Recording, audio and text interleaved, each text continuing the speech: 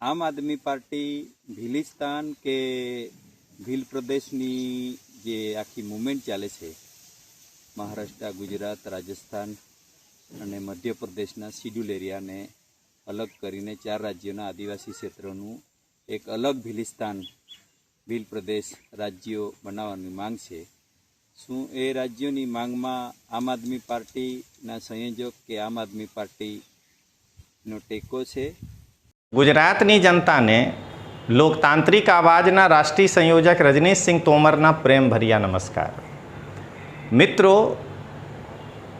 તમે જાણો છો કે 24 તારીખ એટલે 24 જુલાઈના રોજ આમ આદમી પાર્ટી પ્રાઇવેટ લિમિટેડના ચીફ એક્ઝિક્યુટિવ ઓફિસર અને શરાબ ઘોટાલાના આરોપી તાનાશાહ અરવિંદ કેજરીવાલ ડેડિયાપાડા આવી રહ્યા છે. અને ડેડિયાપાડાના ધારાસભ્ય ચેતર વસાવા ભીલ પ્રદેશની માંગ ગુજરાત સરકારથી કરી રહ્યા છે. તો બહાદુરસિંહ વસાવાજી જે નર્મદા જિલ્લાના પંચાયતના પૂર્વ સભ્ય છે, કેજરીવાલથી એ માંગ કરી રહ્યા છે કે તમે ભીલ પ્રદેશની માંગની ડેડિયાપાડાની જનસભામાં ટેકો આપો. તો તમે પહેલાં આ વિડીયો જુઓ કે પોતે નર્મદા જિલ્લાના પંચાયત પૂર્વ સભ્ય બહાદુરસિંહ વસાવા શું કહી રહ્યા છે. તારીખ 24/7/2025ના રોજ ડેડિયાપાડા ખાતે આમ આદમી પાર્ટીના સંયોજક શ્રી અરવિંદભાઈ કેજરીવાલ આવી રહેલા છે. એમને મારે કેટલાક સવાલો છે કે 100% ચેતરભાઈના જે જેલવાસ થયા છે એને બચાવવા માટે આવી રહેલા છે, નો ડાઉટ. પણ આમ આદમી પાર્ટી ભીલિસ્તાન કે ભીલ પ્રદેશની જે આખી મૂવમેન્ટ ચાલે છે, મહારાષ્ટ્ર, ગુજરાત, રાજસ્થાન અને મધ્યપ્રદેશના શિડ્યુલ એરિયાને અલગ કરીને 4 રાજ્યોના આદિવાસી ક્ષેત્રોનું એક અલગ ભીલિસ્તાન ભીલ પ્રદેશ રાજ્યો બનાવવાની માંગ છે. શું એ રાજ્યોની માંગમાં આમ આદમી પાર્ટીના સંયોજક કે આમ આદમી પાર્ટીનો ટેકો છે? તો મારે એ સવાલ છે કે 24 તારીખે એમનો ભીલ પ્રદેશ માટેનો ટેકો જાહેર કરે, કારણ કે એમના રાજ્યસભામાં 10 અને લોકસભામાં 3 સાંસદ છે. તો એમની પાર્ટી આ મુદ્દો ઉઠાવે એવી મારે એમને વિનંતી છે.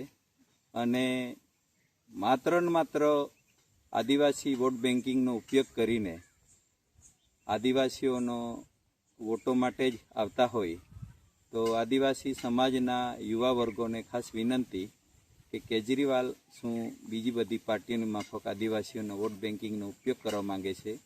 એ સવાલ છે.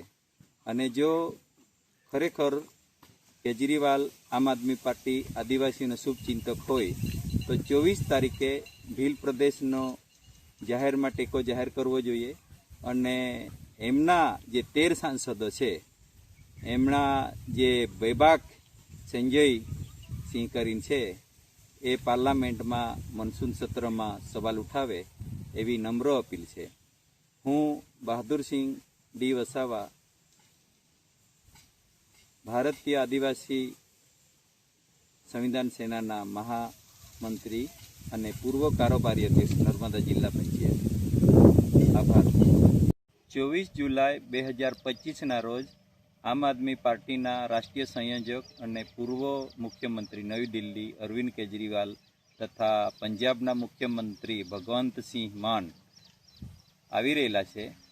તો મારે આદિવાસી વિસ્તારના તમામ યુવાન વર્ગોને અને વડીલોને પ્રશ્ન છે કે શું અરવિંદ કેજરીવાલે વિધાનસભા વખતે જે ફ્રી શિક્ષણ, પછી જે ગેરંટીઓ આપેલી, ફ્રી વીજળી, ફ્રી શિક્ષણ, વિધવા જે શિક્ષિત બેરોજગારો છે એને દર મહિને 3000 રૂપિયા અને બહેનોને 1000 રૂપિયા, એવી જે ગેરંટી આપેલી, એ ગેરંટી શું આપ સર્વેને મળી છે કે પછી માત્ર આદિવાસીઓના વોટ લેવા માટે અને વિશેષ કરીને જે આદિવાસી પ્રજા જે ભોળી ભાળી છે એમને વિધાનસભામાં ચૂંટણી વખતે જેવી રીતે છેતરીને કામ કરેલું તે જ કામ કરવા માટે આવતી હોય તો મારા તમામ યુવા મિત્રોને અને આદિવાસી વિચારધારામાં જે માનતા હોય, વાણિયાની નહીં પણ આદિવાસી વિચારધારામાં માનતા હોય એવા લોકોને સવાલ છે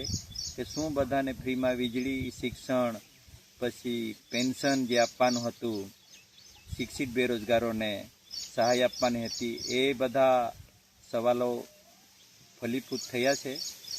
શું એ બધું મળ્યું છે? તો આદિવાસી ભાઈ બહેનોને વિનંતી છે કે આ માત્ર ને માત્ર આવનાર તાલુકા પંચાયત, જિલ્લા પંચાયતનો ચૂંટણીલક્ષી સ્ટન્ટ છે. ચેતરભાઈ જે લડે છે એ બરાબર જ છે, પણ એ ચેતરભાઈને બચાવવા માટે નહીં. એમણે પહેલાં બી કોઈ સ્ટેટમેન્ટ નથી આપ્યું ધરપકડ થઈ ત્યારે, તો પછી હમણાં લાગણી કેમ ઉપજેલી છે?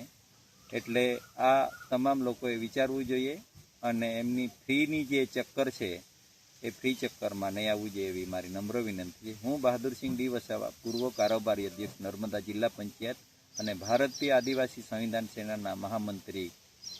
આભાર. મિત્રો, તમે જોઈ રહ્યા છો કે નર્મદા જિલ્લાના પૂર્વ સભ્ય બહાદુરસિંહ વસાવા ફક્ત વિડીયોમાં એ માંગ નથી કરી રહ્યા છે. તમે સ્ક્રીન પર જોઈ રહ્યા છો કે બહાદુરસિંહ વસાવા અરવિંદ કેજરીવાલને એક પત્ર લખ્યા છે. આ પત્ર તમે મારા સામે તમે જોઈ શકો છો. આ લેટરમાં પણ નર્મદા જિલ્લા પંચાયતના પૂર્વ સભ્ય બહાદુરસિંહ વસાવા જે બીટીપી પાર્ટીથી છે એ કહી રહ્યા છે કે અરવિંદ કેજરીવાલ, જો તમે ડેડિયાપાડા આવી રહ્યા છો તો છોટુ દાદાના જે વર્ષો પૂર્વ માંગ છે કે ભીલ પ્રદેશ બનવું જોઈએ, તો કેજરીવાલ ડેડિયાપાડાની જનસભામાં આ ઘોષણા કરે કે ભીલ પ્રદેશની માંગને હું ટેકો આપી રહ્યા છું. હવે મિત્રો, હું અહીંયા એક પંચ કહીને આગળ વધું છું કે હું નર્મદા જિલ્લાના પંચાયત પૂર્વ સભ્ય બીટીપીના બહાદુરસિંહ વસાવા સાહેબ અને બીટીપીના રાષ્ટ્રીય અધ્યક્ષ છોટુ વસાવા સાહેબના આ માંગની સમર્થન કરીને અરવિંદ કેજરીવાલને એ કહી રહ્યા છું કે તમે 24 તારીખના રોજ ડેડિયાપાડાની જનસભામાં ભીલ પ્રદેશની માંગની ટેકો આપજો અને પોતાના રાજ્યસભાના 10 સભ્યો અને લોકસભાના 3 સભ્યોને એ રજૂઆત કરો કે ચોમાસા સત્રમાં સંસદમાં ભીલ પ્રદેશની માંગ કરે. આ સાથે જય હિન્દ, જય જય ગરવી ગુજરાત, જય જોહાર.